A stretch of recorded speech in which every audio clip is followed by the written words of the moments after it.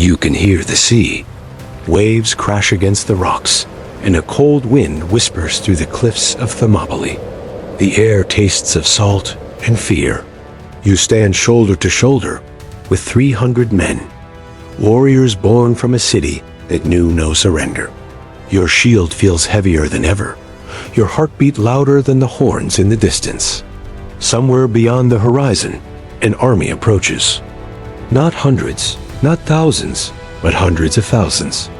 It's the year 480 BC, the greatest empire the world has ever known. Persia stretches from the edge of India to the heart of Egypt. Its ruler, King Xerxes, calls himself the God King. He believes the world should kneel before him. And now, he turns his eyes toward Greece, a patchwork of city-states constantly at war with each other. But for once, the Greeks agree on something. If Persia conquers them, freedom dies. Yet not everyone answers the call to fight. Only one man steps forward with a plan that defies all logic. King Leonidas of Sparta. Born and raised in the warrior culture of Sparta, Leonidas was trained from the age of 7 to fight, endure, and never retreat. Herodotus, the Greek historian who lived just decades after this battle, wrote that Spartan men were taught to stand firm, no matter the odds. And when messengers from Xerxes came demanding earth and water, symbols of surrender, Leonidas gave them nothing but death. He knew he couldn't win, but he also knew he could inspire. So Leonidas gathers his personal guard, just 300 Spartans, men who had sons to carry on their name. Because this wasn't just a fight, it was a sacrifice. As they marched north, other Greek allies joined them. Thespians, Thebans, and soldiers from smaller city-states. In total, around 7,000 men stand to face what ancient sources claim was over 200,000. Persians, some modern historians say closer to 70,000, but still, an overwhelming number. The Spartans choose their battlefield wisely. A narrow mountain pass called Thermopylae, the hot gates, named for its steaming sulfur springs. Here, the cliffs meet the sea, leaving little room for the Persian numbers to matter. A perfect choke point. A place where a few could stand against many. On the first morning, the Persian horns echo through the mist. You grip your spear tighter. You can see their banners, dark clouds of men and horses stretching endlessly. Xerxes' general sends his first wave, Medes, skilled warriors from Persia's heartland. They charge, confident, screaming, sure they'll crush you in seconds. Then the Spartans move. A wall of bronze and discipline. Shields interlock, spears thrust forward. The first wave breaks like water against stone. The Persians fall by the dozens, then hundreds. You hear Leonidas shout, "Hold the line!" The phalanx doesn't bend. It doesn't break. Every man moves as one, trained through years of pain and obedience. By sunset, the pass is filled with Persian dead. You can almost feel the disbelief in Xerxes' camp. This was supposed to be easy. But these Greeks, these Spartans, were different. On the second day, Xerxes tries again. He sends his elite warriors, the immortals, 10,000 men who never flee, whose ranks are always full. But even the immortals bleed.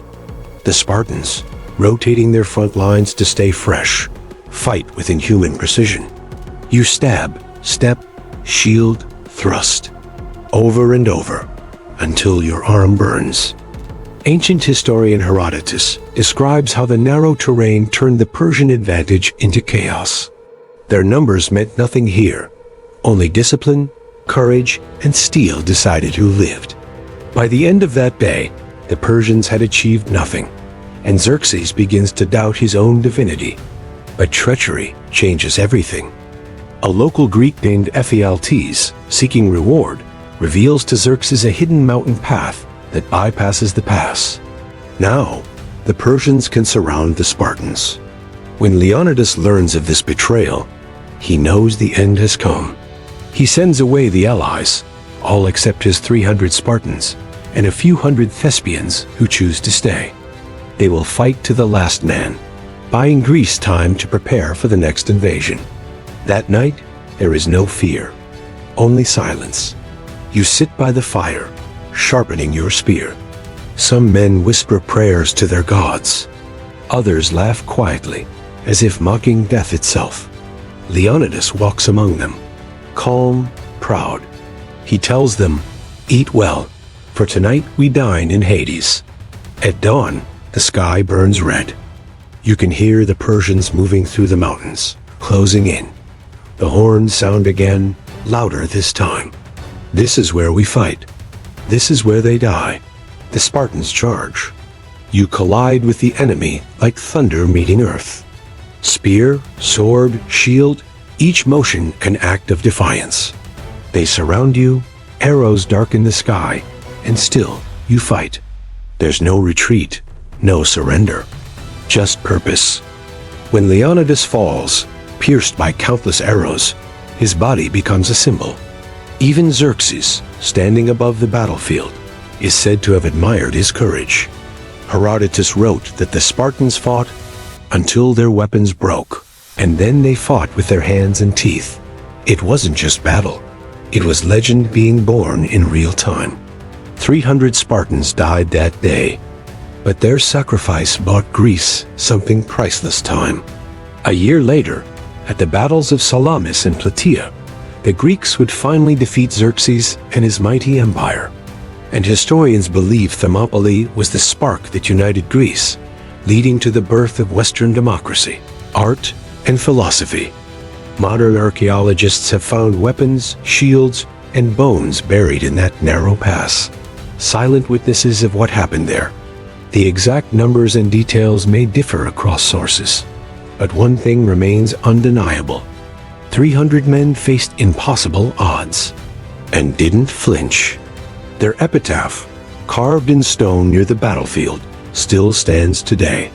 It reads, "Go tell the Spartans, stranger passing by, that here, obedient to their laws, we lie."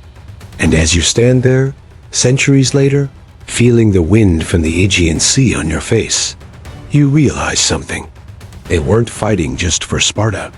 They were fighting for the idea that freedom, true freedom, is worth any price.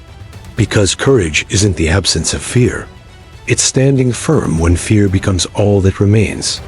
This is where they fought. This is where they died. And this is where history remembered them as immortals. So the next time you hear the name Thermopylae, don't think of defeat. Think of 300 men who refused to kneel, and in doing so, inspired nations for thousands of years. Because sometimes, the smallest stand becomes the loudest echo in history.